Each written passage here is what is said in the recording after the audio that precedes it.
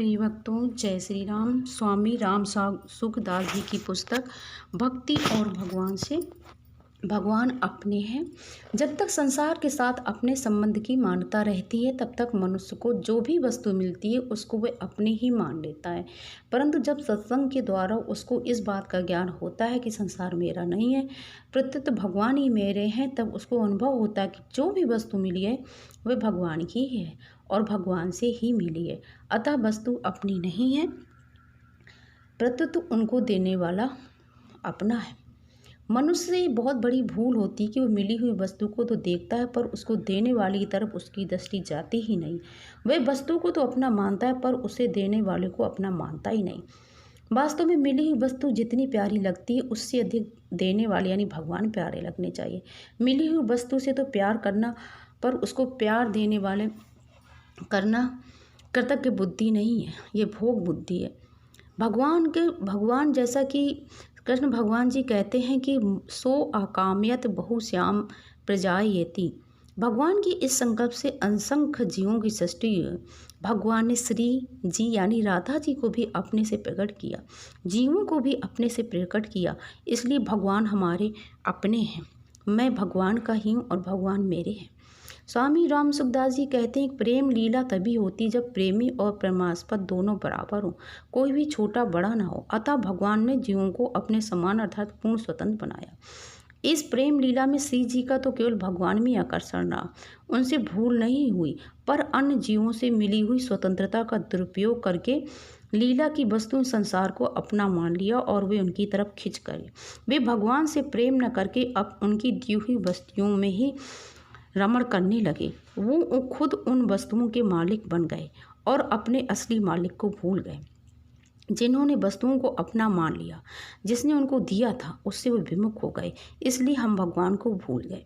भगवान जीव पर कृपा करके उसको विवेक देते हैं। जब मनुष्य उस विवेक के महत्व देता तब भगवान उसको बोध देते हैं, ज्ञान देते हैं। उस बोध को पाकर मनुष्य पूर्णता का अनुभव करता है और मैं धन्य हूँ कहकर हर्षित होता है। परंतु यह भी उसकी भूल ही है। वास्तव में पूर्णता नहीं है, पूर्णता प्रत्युत पूर्णता देने वाला अपना है। इसलिए हमें पूर्णता नहीं चाहिए। भगवान बोध इसलिए देते हैं कि वे मुक्त होकर स्वाधीन होकर मेरे से प्रेम का आदान प्रदान करें। परंतु जब मनुष्य उस बोध में संतुष्ट होकर भगवान को भूल जाता है तब भगवान कृपा करके उसको प्रेम का आस्वादन कराने के लिए उस बोध में भी ज्ञान में भी नीरसता पैदा कर देते हैं। स्वामी राम सुखदास जी कहते साधक भले ही भगवान को भूल जाए पर भगवान उसको कभी नहीं भूलते हैं।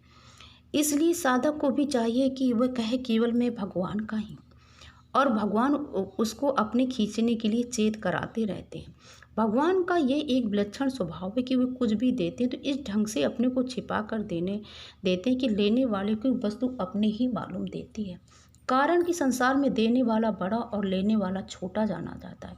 इसलिए भगवान अपने को छिपा कर देते हैं जिससे अपने में बड़प्पन ना आ जाए।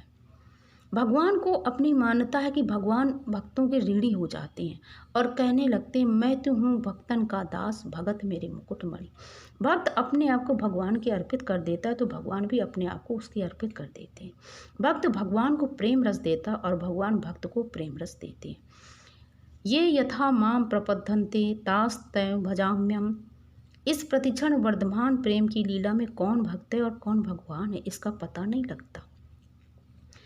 मुक्ति में तो अखंड रस है पर इस प्रेम में अनंत रस है। इस अनंत रस की प्राप्ति में ही मानव जीवन की पूर्णता है। भगवान प्रेम के अधीन है। भगवत प्रेम में कितना आनंद है इसका कोई वर्णन कर ही नहीं सकता। उस प्रेम में जो आनंद है वह आनंद मुक्ति में जन्म मरण से रहित होने पर भी नहीं है।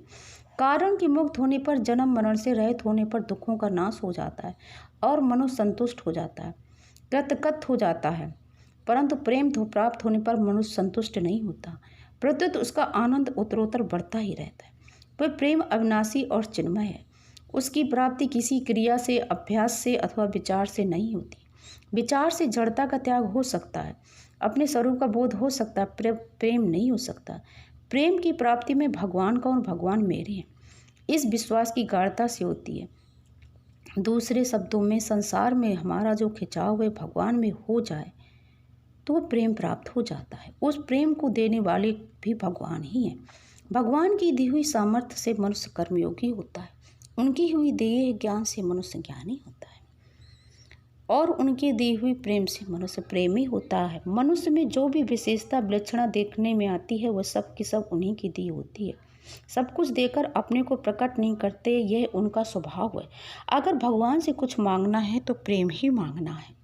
भगवान से जो मांगना है उनकी भक्ति ही मांगनी है, क्योंकि अगर हमें भगवान की भक्ति और प्रेम मांगा तो भगवान किसी न किसी दिन प्रेम के माध्यम से, भक्ति के माध्यम से प्रकट हो जाएंगे।